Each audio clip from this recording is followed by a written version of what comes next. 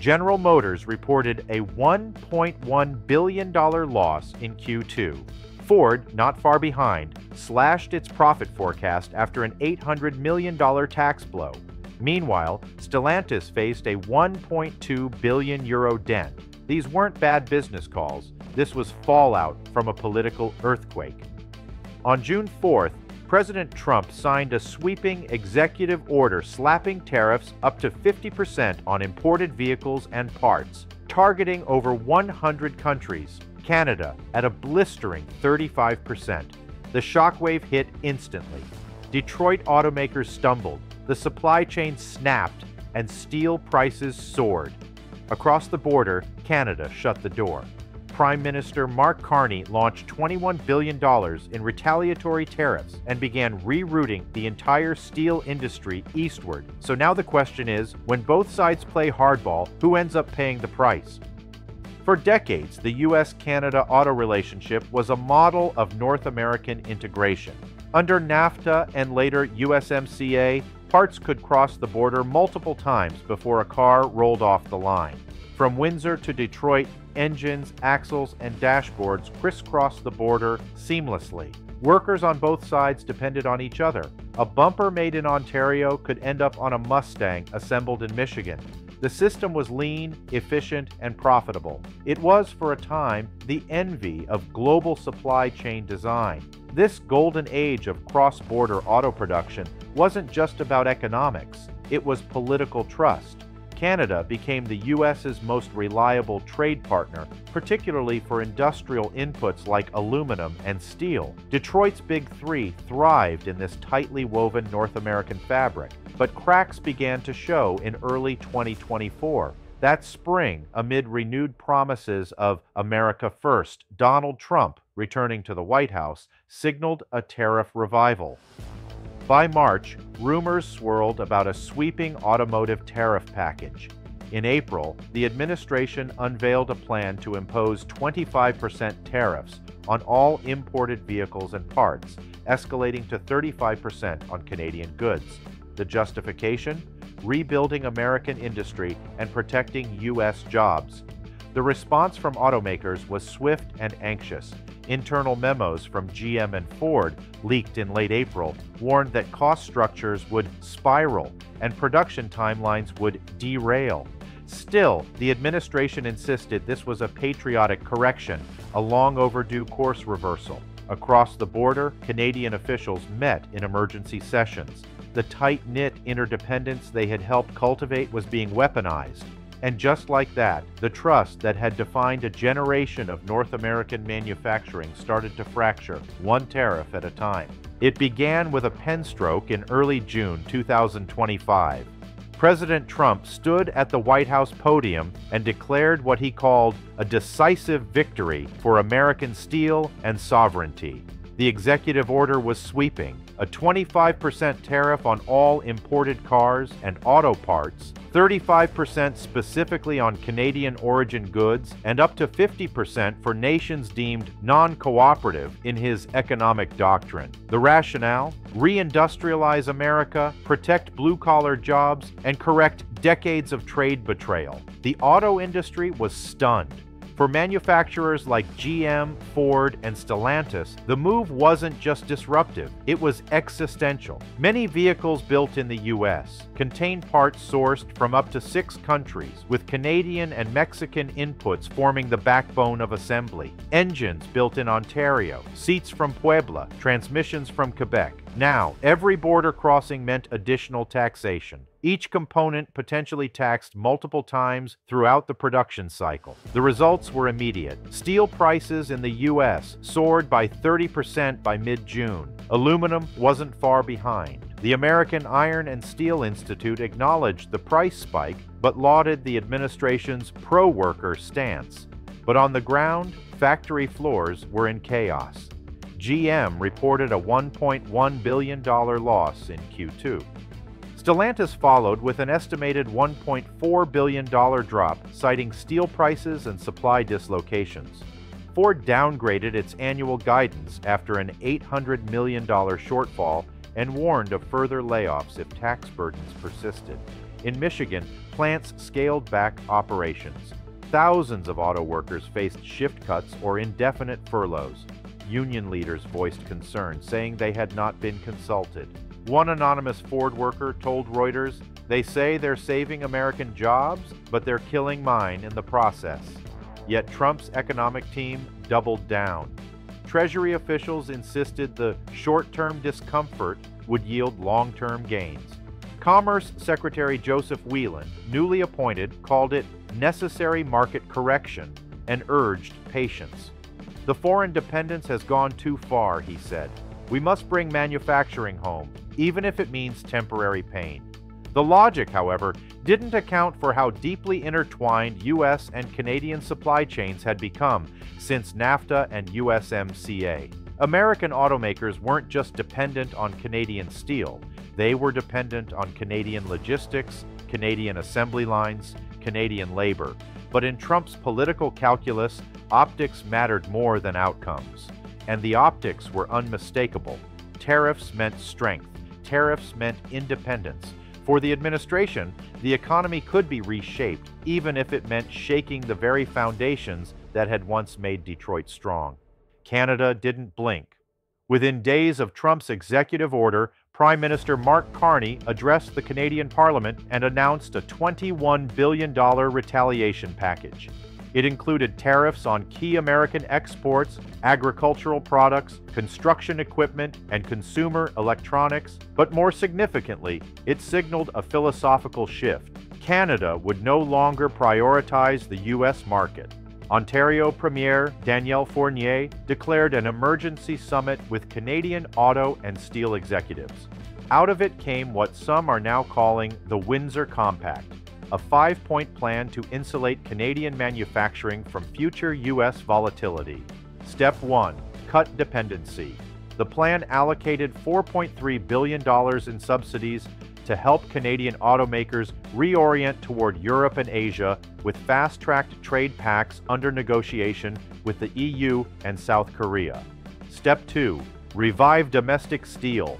Carney's government pumped nearly $1.2 billion into revamping blast furnaces in Hamilton and Sault Ste. Marie, aiming to make Canadian steel more competitive globally. Step 3. Logistics redirection. With U.S. crossings now weaponized, investments flowed into eastern port infrastructure, Halifax, St. John, and Montreal, to support export diversification. Step 4. Regulatory fast-tracking. Canadian producers would be given expedited clearances for domestic approvals to ensure uninterrupted production despite reduced American cooperation. And finally, Step 5. A domestic resilience fund. $2.5 billion was earmarked for small to medium manufacturers in southern Ontario who had been hit hardest by the tariff crossfire. Business leaders largely welcomed the shift. Martin Greco of the Canadian Chamber of Commerce praised Carney's strategic maturity, saying, "He didn't throw punches, he built a new ring." Still, not everything was smooth. Canadian automakers reliant on U.S. distribution channels scrambled to restructure. Parts suppliers faced lagging contracts, and layoffs loomed in towns like Windsor and Oakville. But Carney remained unshaken, stating in a CBC interview, "If the United States wants to close a door, we will open 5 more." Public sentiment rallied around him. A national poll in July showed 71% of Canadians supported the government's retaliation and economic reorientation. Opposition leaders grumbled about inflationary pressures, but the political consensus was clear. Capitulation wasn't an option. Across Canada, a new national mood was forming. Not anti-American, but post-American. Carney wasn't just reacting. He was recalibrating the Canadian economy for a future where America wasn't the default partner. The symbolism didn't go unnoticed. When Carney visited a newly reopened steel mill in Hamilton, he donned a hard hat emblazoned with a maple leaf and declared, "We don't build walls, but we will build back our backbone." The message was clear. Canada wasn't retreating. It was repositioning. Today, the U.S. and Canada find themselves locked in an economic standoff with no obvious exit ramp. For Washington, reversing course would mean acknowledging that the tariffs backfired, politically toxic in an election cycle. For Ottawa, backing down would undermine a months-long strategy to gain leverage and diversify away from American overdependence. Neither side wants to blink first. In Detroit, automakers are now navigating a treacherous path. Reconfiguring supply chains takes time, capital, and international cooperation, none of which are in abundance.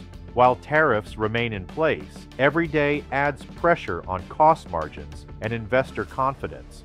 On the Canadian side, the response has solidified new regional alliances, but hasn't erased the immediate pain of transition. Thousands of jobs are still tethered to cross-border trade, and while new markets are emerging, they haven't yet filled the void left by a shrinking U.S. demand. Meanwhile, the broader North American economy suffers. Inflationary ripples have emerged on both sides of the border. Consumers are paying more for cars, and producers are paying more for materials. Politicians point fingers, but supply chains don't run on rhetoric. Diplomatic back channels remain open, but there's no sign of resolution. Instead, both governments appear to be waiting, either for the other to fold or for the political winds to shift. In the interim, a decades-old economic alliance finds itself frayed, fragile, and at a dangerous crossroads. In the industrial heart of southern Ontario, Windsor has long stood as a symbol of Canada's economic tether to Detroit. The two cities share more than just a river. They've shared workers, factories, and fortunes. But since the tariffs took effect in April 2025, that lifeline has frayed. Auto parts manufacturer Magna International, headquartered just outside Toronto, reported a $240 million decline in Q2 revenue, attributing the shortfall largely to reduced U.S. orders and logistical bottlenecks at border crossings. A spokesperson confirmed that at least two of its Ontario-based facilities had shifted to three-day work weeks, with over 1,200 employees impacted. "Our biggest customer is America," she said. "When they raise a wall, we feel it in our paychecks." At the same time, Canadian steel producers, once banking on stable U.S. demand, are now retooling their strategies.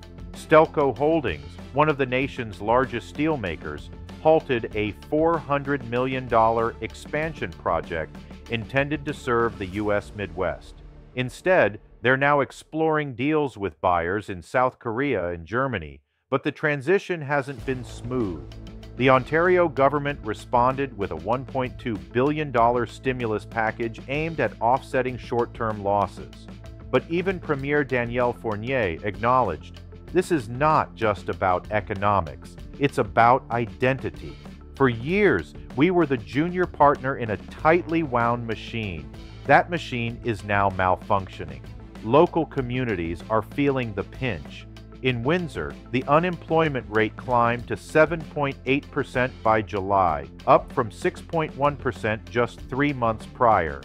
Small businesses reliant on plant workers, cafes, repair shops, logistics firms have all reported downturns. There's growing fear that the longer this rift persists, the more permanent the damage will be. While Ottawa insists that the long-term pivot to Asia and Europe is the right move, the short-term pain is undeniable.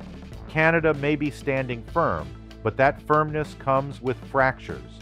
Across the border in Michigan, the pain is equally palpable, though wrapped in different rhetoric. In the city of Flint, where economic recovery had only just begun to stabilize post-pandemic, the ripple effects of the tariff war hit swiftly. GM's assembly plant, once hailed as a comeback story, announced the cancellation of a planned $280 million equipment upgrade in July. Local union representative Marcus Hayes didn't mince words. "We were promised jobs. Instead, we got politics." According to a leaked internal GM report, the average cost of producing a single midsize SUV has increased by $3,200 since April, due largely to imported part tariffs and inflated domestic steel prices. this cost is already making its way to consumers.